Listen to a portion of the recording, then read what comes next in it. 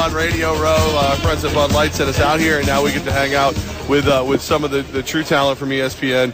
Sarah Spain, Kate Fagan with us. Now, we got it. We got your Capital Region ties. Like, I don't think everybody realizes that you are a Niskuna girl. I am a Niskuna grad, class of 1999. I don't know what else to say about that other than we were good at girls soccer. Nice. We had the number 1 team in the nation, I believe. Wow. That year.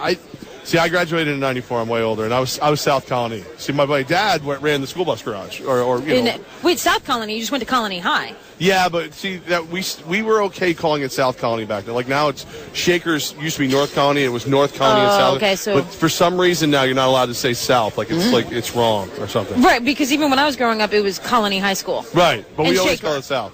So people within the community called it South Colony. Yeah, and I've never grown out of it. Okay. Sarah has no clue what we're talking about. Why was the basketball team not good? I thought you could ball. What happened to the squad? We were good, but we were a soccer team, so it was me and 4 soccer players. And you know how soccer players play defense on basketball? Yeah. They sort of like give 2 feet of space and like hug their defender. I mean, they're often play. So we were decent, but we weren't great. What she's saying is she carried the team. I did the and then she went on to bigger and better things at the D1 level. Peace. Yeah. Well, we're here. It's the Super Bowl. Let's get right into the Super Bowl. What do you guys think is going to happen? My decision was based in part on the desire to change the narrative of who the superpowers are in the NFL, just because I'm bored. And then also because last year I was a part of the long list of ESPN talent listed on the website making their picks that said Panthers, Panthers, Panthers, Panthers, Panthers, Panthers, Panthers, and it did not go that way. So I decided let's just change it up a bit and decide that it was going to not be the favorite. So I've got the Falcons 27, Pats 24.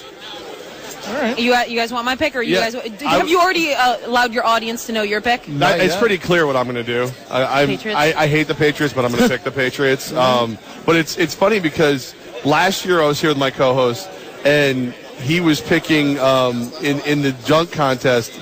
Or the 3-point contest. That was that dude, yes. And he said, well, I just want to try somebody different than Steph Curry or whatever. And you mocked him. I did. Why not pick the winner? I mock everyone. Right, so, but now you're kind of doing what he did. Yeah, but I don't. If I recall correctly, his pick failed miserably. We didn't pick the Browns. So it wasn't. To win. Yeah, we didn't pick. We didn't pick the worst choice available. He didn't pick Klay Thompson. Yeah, he picked the worst choice available. Was it Corver or no? JJ Redick. No, it was Redick. It was JJ Redick. It was Redick. And do you see why I mocked him? Well, we're sharing an Airbnb, so I have to let him think that I stood up for him. Oh, okay. Okay. The fact you guys remember that, by the way, a year later, and when they put you guys, Herm Edwards sneaking in. Kisses from Herm. We're going to see you soon, sir. All right, we're going to take good care of him. Herm scares the daylights out of me this day. I swear to you. Oh, he's just a big puppy. He's a teddy bear. Is he like that all the time, walking around at ESPN? Yes, he kisses everyone. Yes. Yeah. Well, he's never kissed me. We used to have him on the show once a week. I never got one smooch. So who's going to win, Kate? I'm also picking the Falcons, and part of it is, as I like to say, the same reason that AP picked someone other than UConn women's basketball as the preseason number 1. They just desperately wanted another team to be as good, and that's how I feel about this pick. But then I've also gone around and collected cherry-picked evidence that supports my pick. Right, and selectively ignored the facts that might deter your... Would you like my evidence? Yes, I would love it, because if you can convince me, then I'll feel better about it. All right, so the Patriots defense is ranked number 1 in the NFL based on like points allowed, but if you really dig into their defense, they've gotten really lucky. They haven't actually faced any top teams, and especially the top teams they have faced are missing a lot of their best offensive weapons, and so the quality of opponents they've faced this year doesn't lead us to really have any sort of knowledge about how strong that defense actually is. I think defense... They're 15th in DVOA. Is it 15th? No, I thought it was 16th. And then also, I don't think the Patriots defense is great and versatile, but they don't have anybody who actually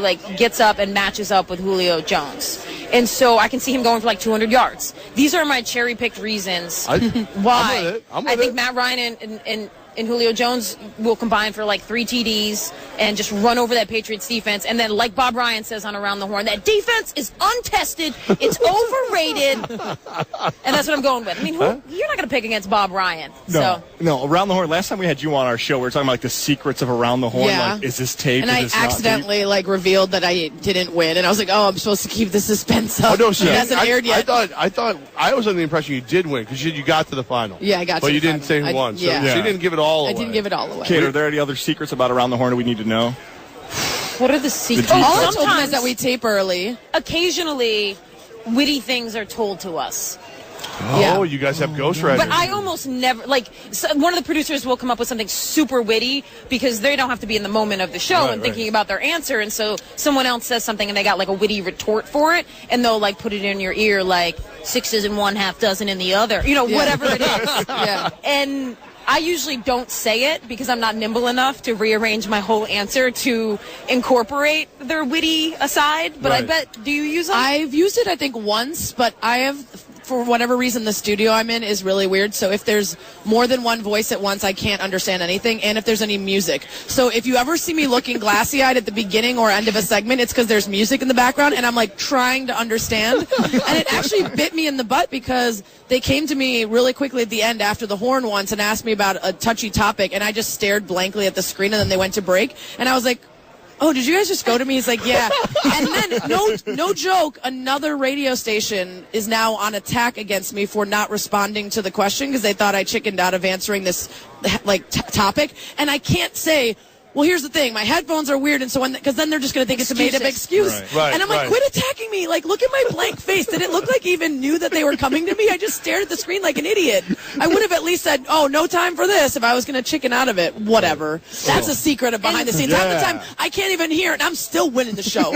Sometimes they'll tell you witty things to say. Sometimes when you say them, Tony's like, that's brilliant! Ding, ding, ding, ding, ding, ding, ding. And sometimes he knows because it's been told to him and his he knows. earphones too, and he knows you're just piggybacking off of somebody else's joke, and he just mutes you. Oh, one other thing that's a cool secret is, so we do a call in the morning to go over the topics, just to get an idea. And part of that is to like kind of flesh things out and see what's the most interesting. If we all have the same exact thought on something, maybe we'll find a better topic. And also to see what order to go in case someone's got something really fire you want to start with, and everyone will argue with them.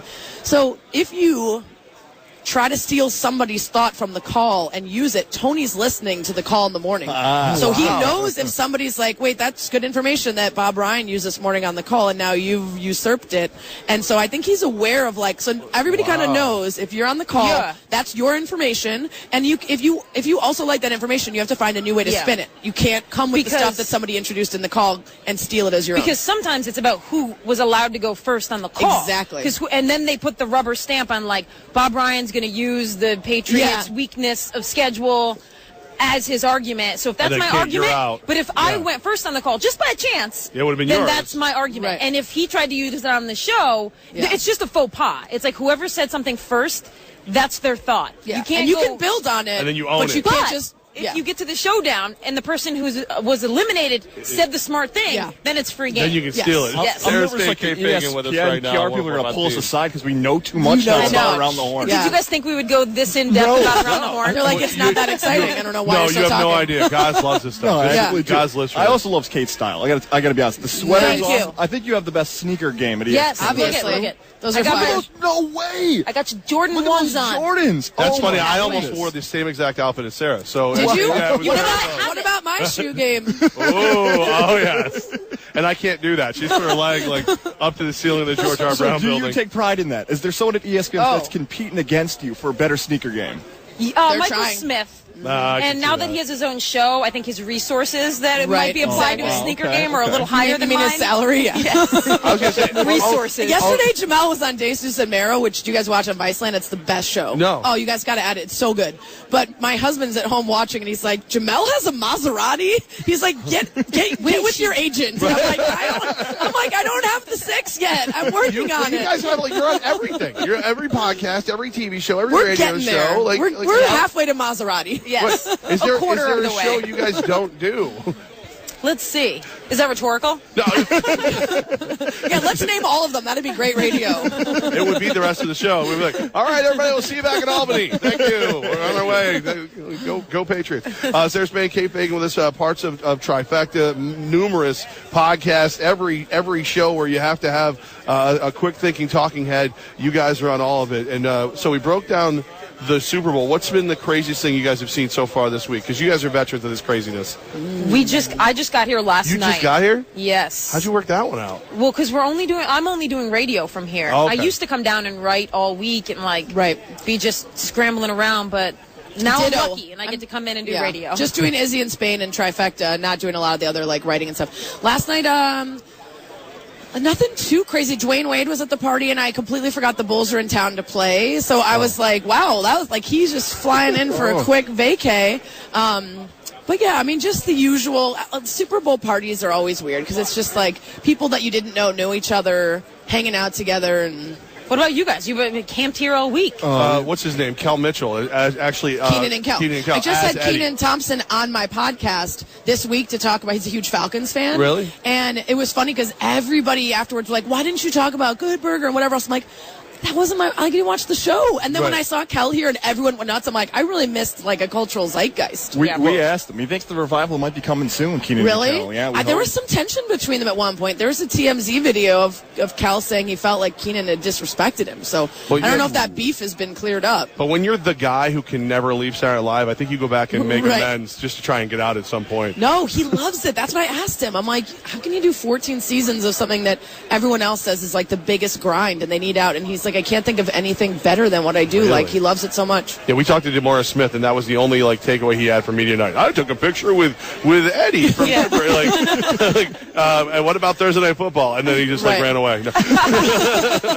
So, well, thanks. We appreciate you guys. You always bring a little ray of sunshine to us, and thanks. You didn't have to insult either one of us this time. Not yet. There's time. We'll do it on our way out. Well, we better get out. Levack and Goz, joined by Sarah Span and Kate Fagan. Catch them on the Trifecta, or just download the podcast app. They're in every one of them. They do all the podcasts. All of them, yes. We love you guys. We appreciate you. Thanks so much for joining us. Thanks, guys.